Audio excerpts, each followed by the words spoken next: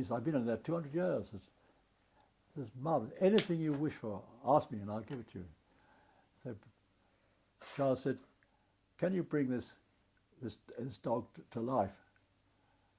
And Jeannie said, no, I don't work with animals. Ask me another. He said, can you make Camilla beautiful? And the genie said, let me have a look at that dog again. what was... Oh, sorry, did I pull it out? No, I just pulled it out so as you can walk around. That's all right. If you go too far, we'll pull it out, so we'll warn you every time. But it's good that After Dunkirk, you went back to 19 Squadron. Yes, I got returned.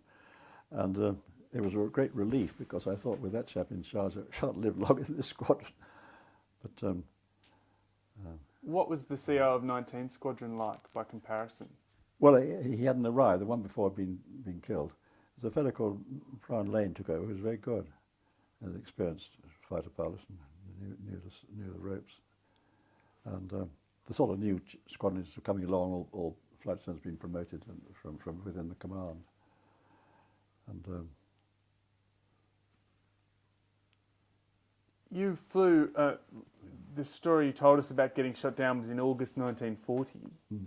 Up to that time, how many sorties did you fly roughly? How often were you flying in a battle situation? Well, not at all really. I went, apart from Dunkirk and the odd, when we were suddenly scrambled us into somewhere and nothing was there. No, I wasn't very lucky that way. In a sort of backwater at Wittering, we didn't see much. Of course, once the battle really started, and I was about 19 Squadron, it didn't last very long. I was shot down right at the beginning of it. Well, just before we get onto that incident, what was the situation like on the base? I mean, were you expecting to be scrambled at any time? Yes, oh yes. Can you talk a bit more about that? Well, it had been from the beginning of the war. I mean, one was, at any moment you were expected to go off. You were either readiness, 20 minutes notice, in which case you were sitting by the airplane with your parachute ready, or the parachute was in the aircraft ready, and while you were flying gear on. Or you were at standby, where you were actually sitting in the cockpit with the engine ready to start. So it was pretty tense, but it was, morale was tremendously high. We were a pretty cocky lot in Fighter Command. We were full of confidence.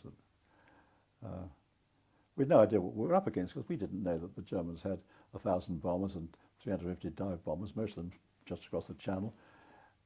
We didn't know they had 850 Messerschmitt 109s and 350 110s against our 600, and of course our 600 couldn't be all in the south. They had to be up, some squadrons up in the north to protect the naval bases at Rosyth and Scapa Flow, and then there were the shipyards at Northern Ireland and Glasgow had to be protected, and Newcastle, and then the steel works at Sheffield, and the Rolls-Royce works at the squadrons based all over the place. And in fact, it paid off in the long term, because when the Germans did launch a raid of 200 or 100, I think, across the North Sea from Scandinavia, the squadrons on rest up there shot down 30, I think it was, and they never tried it ever again. It meant that when the squadrons in the south got badly knocked about, they were sent up north for a rest, and a squadron fresh was brought down again. So that I don't think the Germans were ever near to knocking Fighter Command out. I mean, people say that they were pretty their last legs at times. Well, they may have been on individual stations, but even if a station got bombed and every building in it flattened, you had a couple of relief landing grounds around. I mean, as we did, we were flying from Falmere, just a farmer's field, a couple of Nissen huts in the corner, and a Nissen hut somewhere else for the airmen, and we just lived out there. There was nothing much to bomb there. There was a grass airfield. They couldn't do much damage to that, and it couldn't be refilled pretty quickly. And there were plenty of pilots coming along, and plenty of aircraft available all the time. It was rather interesting. When first night I was at Chequers, Churchill asked me to sit next to him at dinner, and he said, "How did you lose your legs?" I told him. He said, "What were you flying?" I said, "A Spitfire." He said, "What mark?" Well, I didn't know there were any marks. I said, "It must be Mark 1, I suppose." So he called up to his secretaries about 4 upon the left and said, "Write me a letter to the Secretary of State for air. Why haven't they got Mark IIs? I'm told they're turning out 20 a week in Wolverhampton, 18 a week in." He got all the production, he reeled them all off, how many they were turning out every week. He said, "We want them in the front line, not in the maintenance hangars." He turned back to me and said, "Have you got cannons yet?" I said, "We're the first one to get them. They're a whole lot jammed." He called up to the Secretary of State, who was still writing on his cuff, their stiff shirts, no stations, scribbling away. He said, "I want a full report from Beaverbrook by Tuesday. What are they doing about the cannons on the Spitfire?" And this was going on all the time.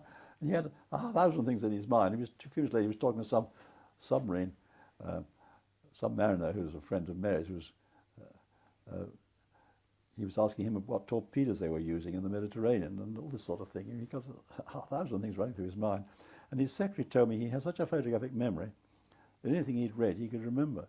And one lunchtime they had Mackenzie King to lunch from Canada, and he was binding because he was going to speak in the House of Commons about the Battle of Britain. And he said, "It's such a pity that no poet has ever mentioned a battle in the air. I mean, there were plenty of battles in the ground and the sea that have been mentioned, but none in the air. And I'd like to have quoted an English poet." And Churchill said, "Well, let's see." Just up the time, where he went, he read about 3 poets who had mentioned something similar. One he used was part of Gray's elegy, "England's along the mistress of the sea, will one day be master of the conquered air," which was one he used. But his secretary said that after dinner, he'd say, "You'll find this quotation on page 33 of the book up in the library at so-and-so," and she'd look it up, and there it was, right to a semicolon. Marvellous to have a memory like that. On another occasion, he was at dinner when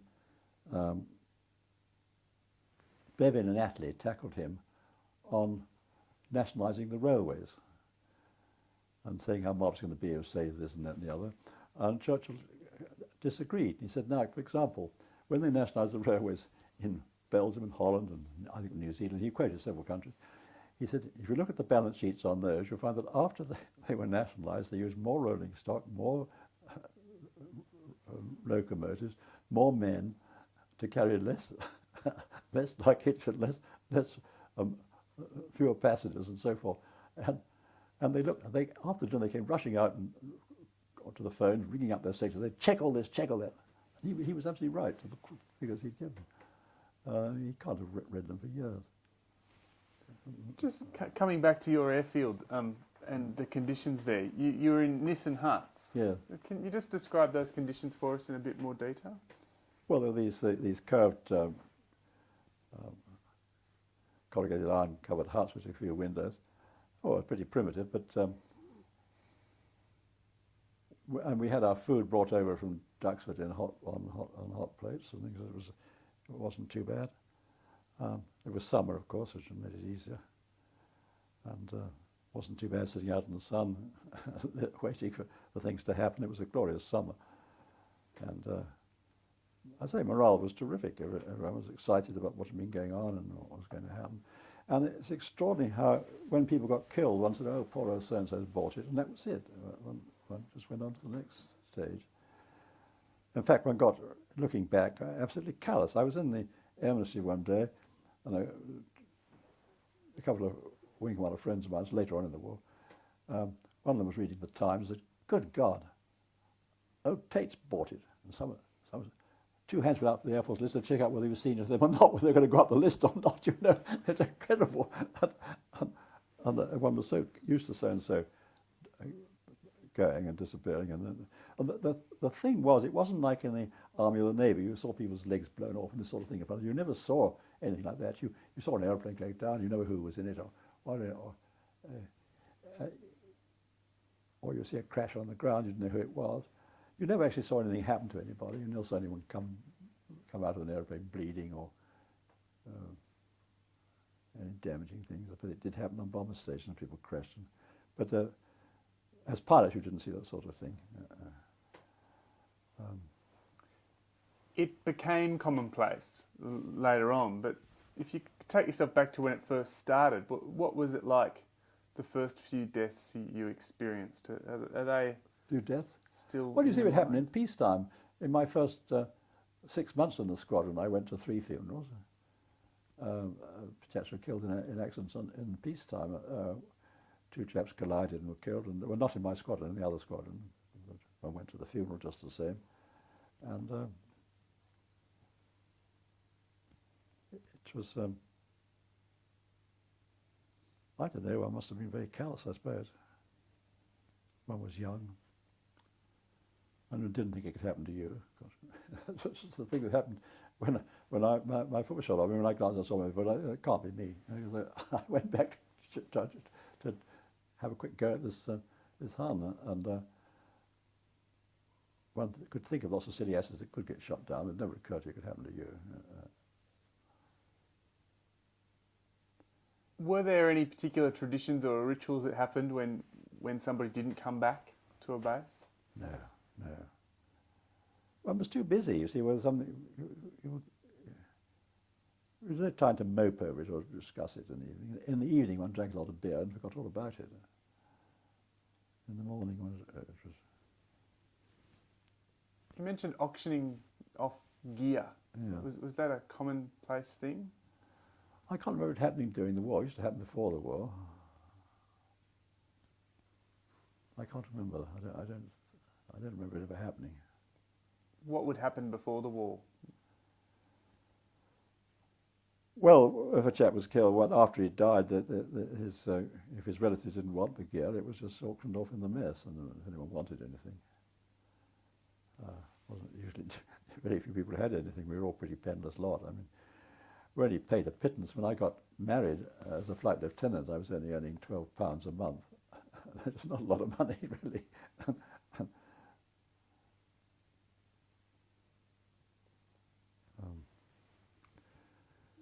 But then we lived like lords. I mean, we lived in a mess with great comfort. And normally, I mean, not when we were on these living in Nissen huts, but on the pre-war messes, they were very comfortable. We had uniforms and clothes tailored by West End tailors, and our shoes made by London shoemakers.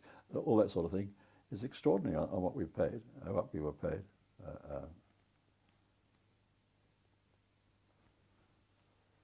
What did you do on that airfield of 19 Squadron when you weren't on standby?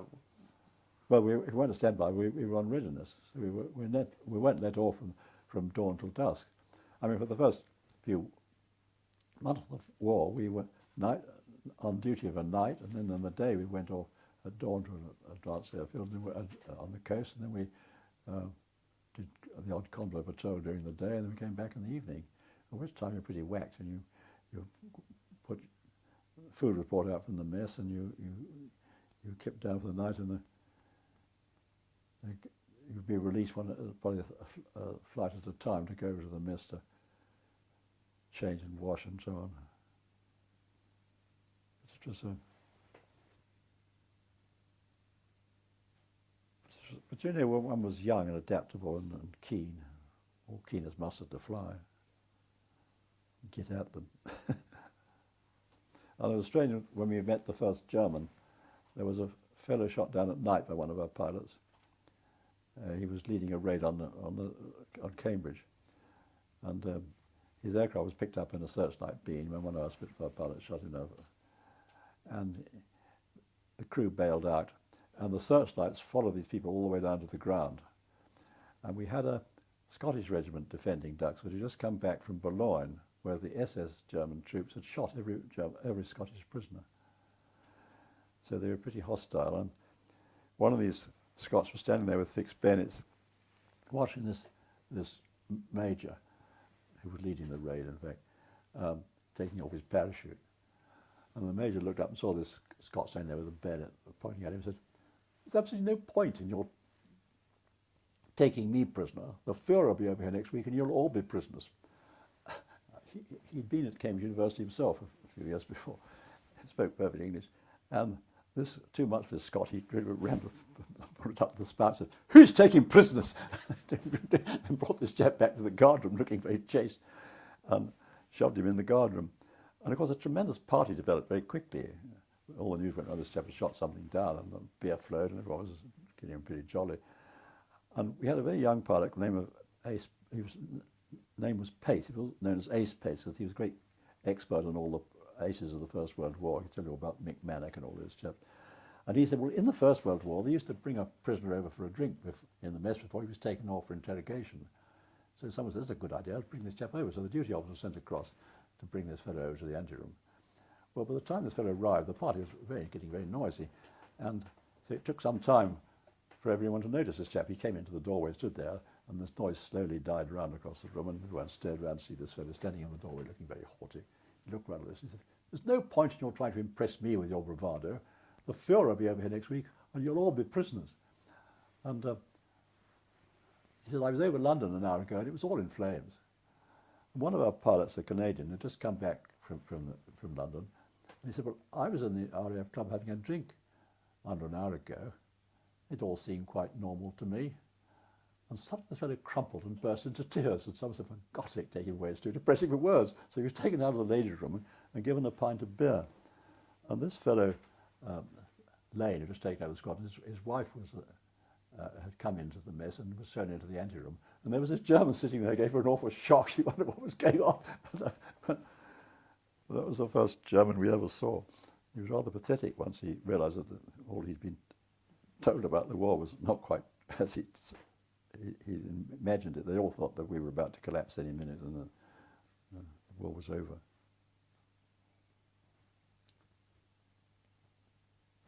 Are there other examples of capturing prisoners? No, I never saw another German after the war.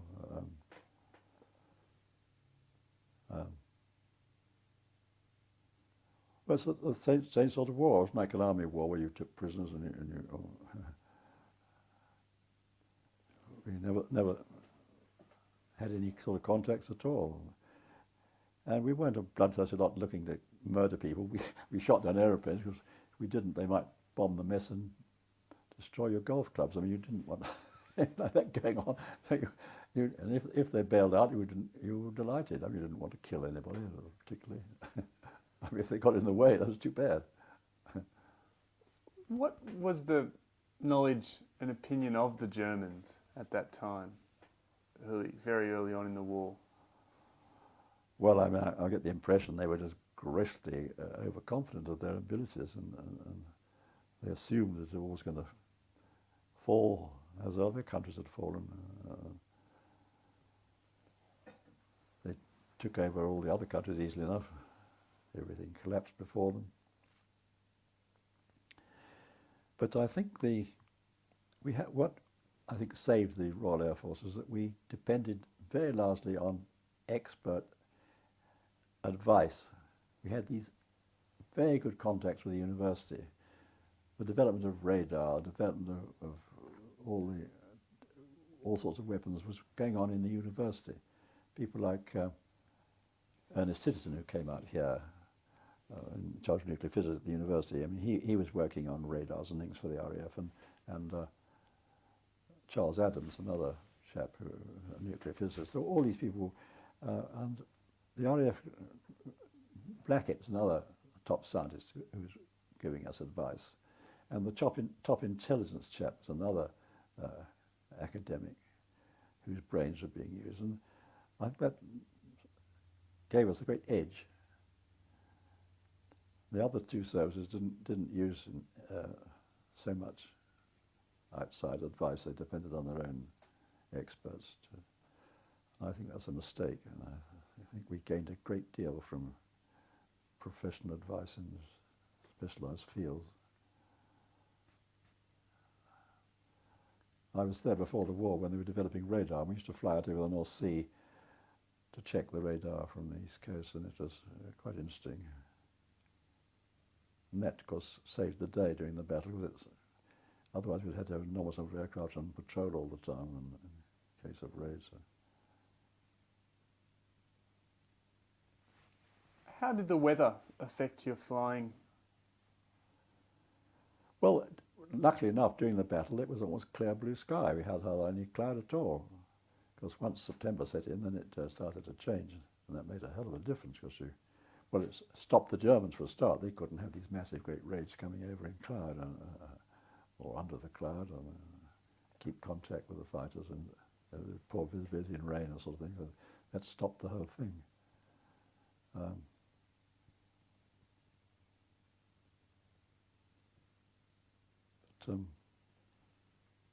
I don't think we were very clever in the way we did things, but it's easy enough afterwards to see what could have been done. And of course the top brass were all fighting the last war again, and things have changed a bit since those days.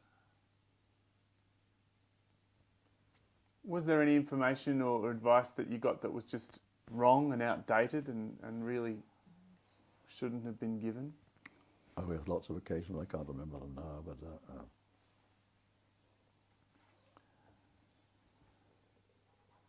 no, I can't remember. But there were lots of occasions when people really were out of touch with what was happening.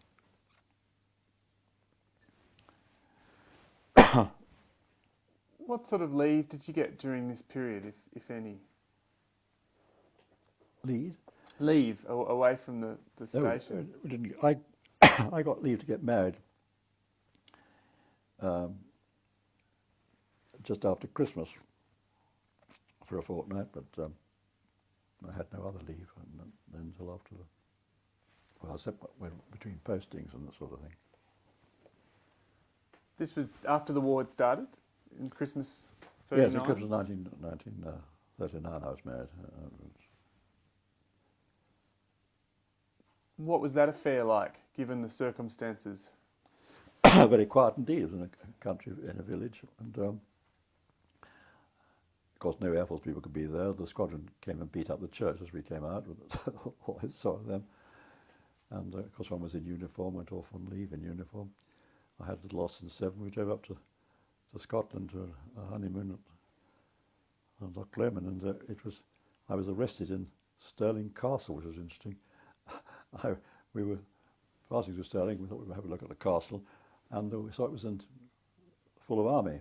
So I went up to the sentry and I said, "Look, would you mind, or would anyone mind if I took my wife a little walk around the castle, see what we can see from the castle walls and what we can see of it?" And he said, "No, it's perfectly all right." We had a look around. We were walking back towards the car after, and I suddenly heard this tramp of military boots, and a small platoon overtook me, and the officer in charge said, "Would I accompany them back to the guardroom?" Which I had no option but to do. And they were in great state of excitement. They wanted to see my identity card and so forth, and they rang up the local RAF station and confirmed everything. And then the chap said, "I'm terribly sorry, sir, but we've just had this telegram in." And there was a telegram saying, "German spy masquerading as an RAF flying officer, 6'2", fair moustache." They really thought they'd got him. You see, they were in a great state of excitement. The panic was over. We drove on. But, of course, the RAF intelligence were very lucky during the war. The first spy they put ashore from a submarine, they put ashore in a rubber dinghy just by the Forth Bridge. And in the early hours of the morning, he walked up to Waverley Station and looked up the times of the trains to London, and it was still very early morning, and he thought, well, I'd be a bit conspicuous wandering about here. He had a rather heavy suitcase, so he took it to the left luggage office, and when the porter put it up on the shelf, it made a sort of grating noise. So when the chap had gone, he looked underneath, and there was some sand stuck underneath it. So he called the military police, and they opened this bag up, and they found it was full of radio sets and things. So when the chap came back, he was nabbed. And he got the material to make invisible ink in a Colgate's toothpaste tube. It was a full new tube of toothpaste. And after that, it was a piece of cake. Every time someone came over from Scandinavia, they looked through the luggage. If they had a long tube of toothpaste, they were opened up, and they had all these chaps in the bag, and they were being very useful because we were passing all sorts of false information back through them. They were passing the messages with visible ink to some chap in Switzerland, and it was passed on from there.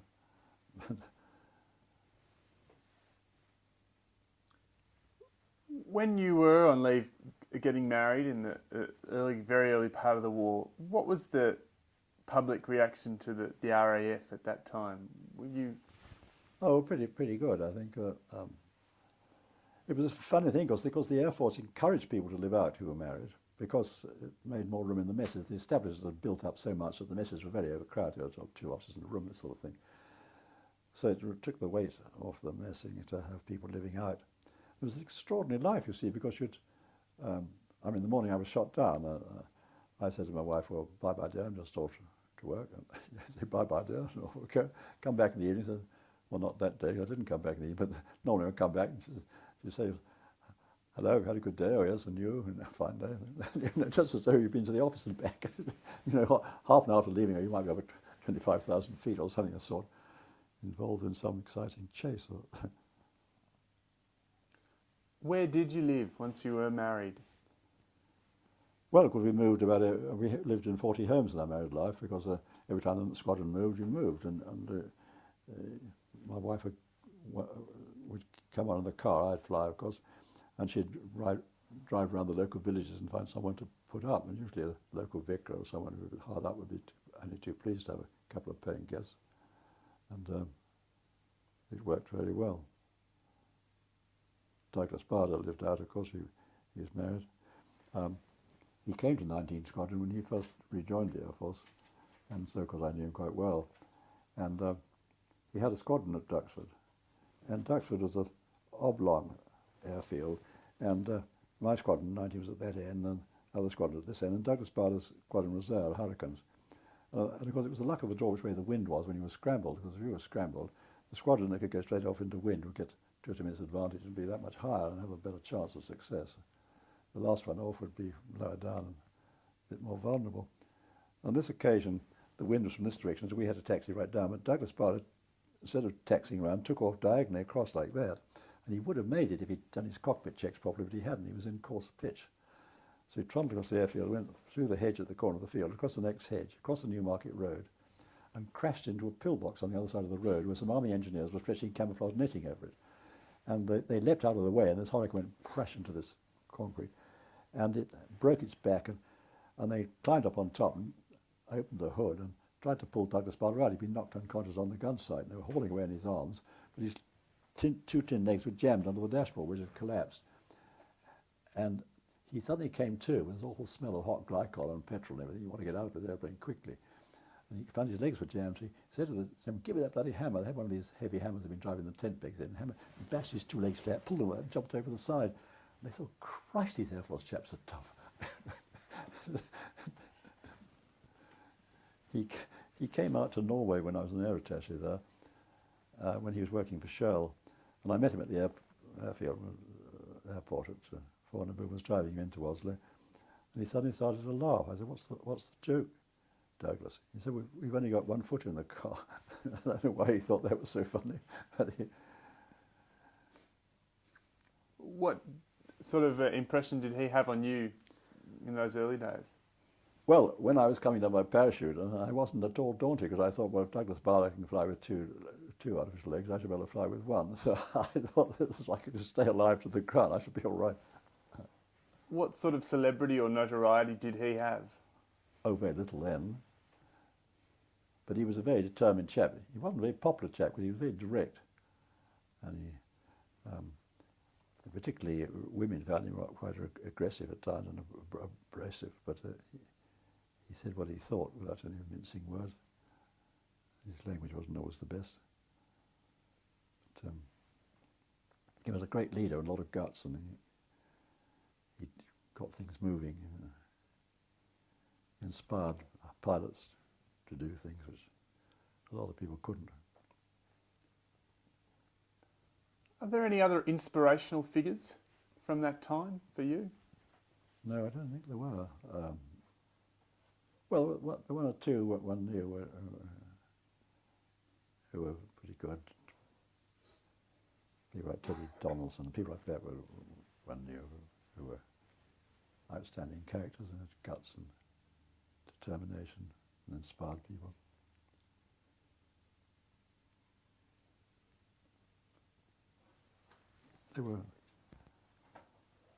They were inspiring times, I think. We realised everything depended on us. We realised if the Germans landed, the army couldn't cope. I mean, they were swept out of France by quite a small part of the German army. They had lost all their weapons. And we saw what happened in Crete when the Germans had a very long sea passage with no hope of reinforcing by sea, depended entirely on airdrops, and yet the army there was defeated by them, by one airborne division. Admittedly, they slaughtered a lot of Germans in the process, but they still were taken over. And if the Germans had invaded at that time, they wouldn't have worried about a few casualties in their airborne division, and they'd have got the troops across by sea very quickly, and there's no question of that. I mean, the Navy couldn't operate in the Channel. They couldn't even stop the Tirpitz going through. It was extraordinary. I mean, not the Tirpitz, the two cruisers. Was it the Nice now?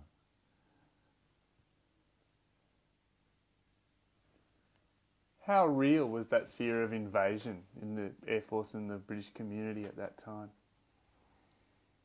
I don't think we thought it was very likely while we were still operating, because I don't think they could have attempted it. I mean, we could have made an awful mess of it if we still had aircraft there. I mean, we could have shot up their boats coming in. I think we'd have had a very tough time.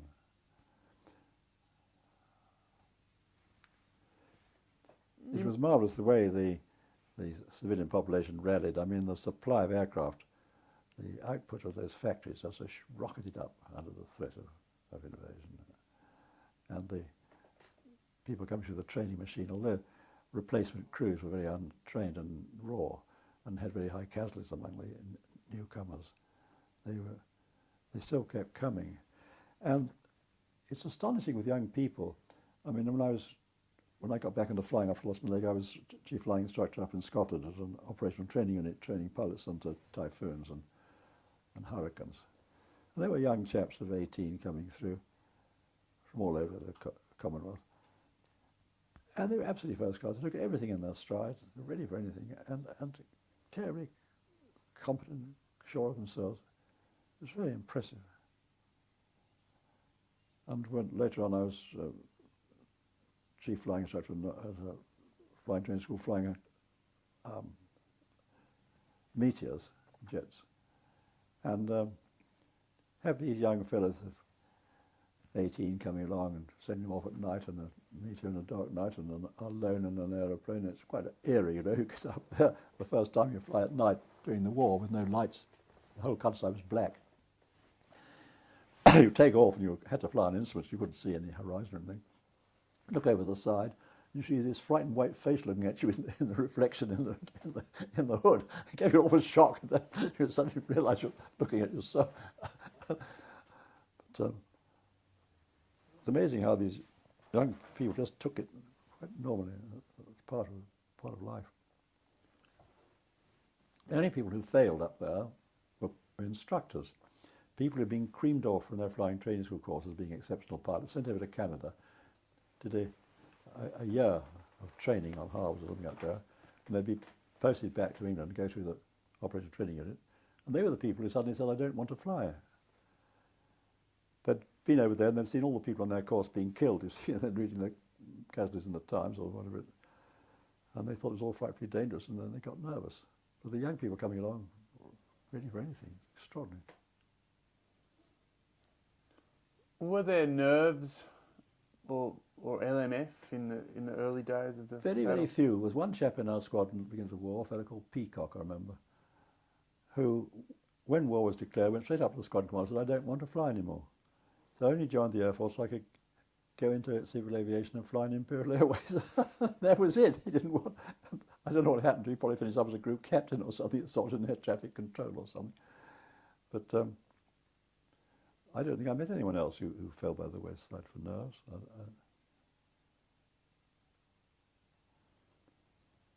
There were the people who had that great strain were the people who had a tremendous amount of flying. There was a case in Canada where a man at a flying training school was flying harbours. He'd had about 5 sorties during the day, and he had student up for night flying, and on the last sortie he was so tired, he told the student to taxi back, and he fell asleep in the back cockpit. And the student got out and went off, and the airman didn't notice his chap was asleep in the back. They pushed the airplane into the hangar.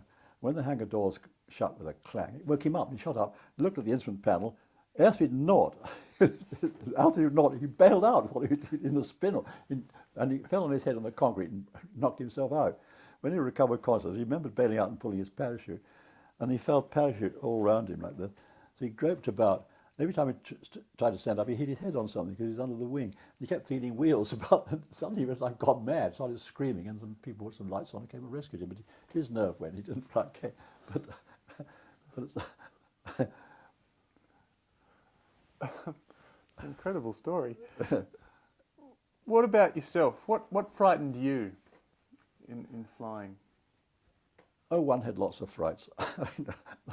When let's see. Well, I don't know.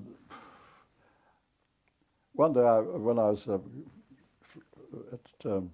Fighter Command later on, one was out of flying practice. And my group captain asked me to fly him up to Scotland. So I took off with him and flew up to Prestwick. And the weather was appalling. And I don't really know what Scotland looks like at the end of the bit that sticks up like that at the arm. And I suddenly recognised it through a hole in the cloud. So I whizzed down through this hole in the cloud, came underneath and flew along at very low altitude to Prestwick and landed and dropped him off. And I refueled and took off again. When I took off into cloud, I changed frequency to approach frequency. And the set jammed between the two boxes. I had no radio. There was no question of going back to Prestwick because there were hills all round it, and you couldn't, without any radio, you couldn't get down. So I stuck to my flight plan, and I flew back to Bovingdon, near London, north of London. And I let down as I'd planned, but of course things had changed as I went up. And I came out of clouds about 500 feet in pouring rain, and there was Windsor Castle straight ahead of me. So I went right round Windsor Castle, and I went straight across the middle of London Airport. And I could see the gasometer at Harrow.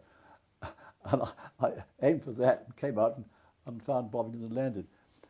And nobody asked me how but you get quite a fright there when you're climbing up through cloud and you suddenly realise you're dependent on your own instrument rating, instrument flying and sticking to, and you're out of practice. It's so easy when you're in practice because you know exactly what to do. I mean, what I should have done was to fly a triangle above the clouds, and then the radars would have picked me up and sent a fighter up to escort me down. I'd forgotten all about that. When you're in full flying practice, you know all these things. And another occasion, I was flying up north from Fighter Command, and I got a call to say that the airfield I was going to was out and there's fog all up the coast or whatever it was. So I called for instruction. I couldn't remember the call sign you use. It's not a pad call or an emergency call, but it's slightly off that. There's another call. I couldn't remember it, so I said, "Help, help, help." And an answer came back just like that. The poor old chap needs some help. And I was given immediate help to another airfield. I mean, it makes it much easier when you're in full flying practice, and then you don't have these sort of bothers and worries and nervous situation. Can you tell us a bit more about how the radio communication worked in the Spitfire? How the radio? Yeah, who were you in contact with? And well,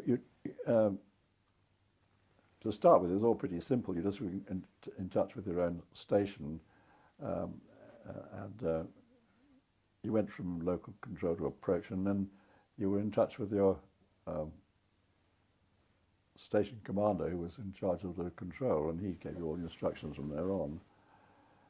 But normally flying, before the war, because there was no air traffic control, you just had a duty pilot who went to the control tower and sat there all day, and if you were going away to another airfield, you rang him up, so look, I'm going off to Catterick or something, so, and I'm due there at 10 o'clock, and he'd signal to he'd telephone to Catterick, say the pilot was so on his way to you, should be landing at 10 o'clock, and if he didn't get there within half an hour, then start making inquiries, and if he went after an hour, they'd send out emergency calls for you. But because once our traffic came in, it made things much easier, because you had someone in control. Normally you use approach control and local control for the circuit. What about in an emergency?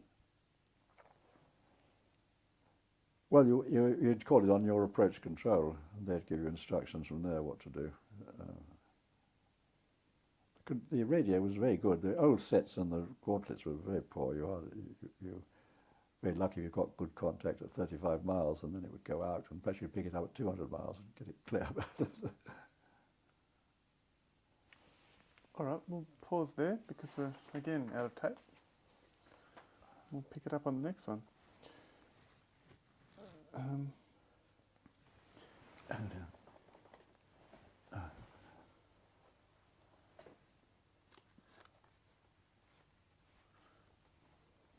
There are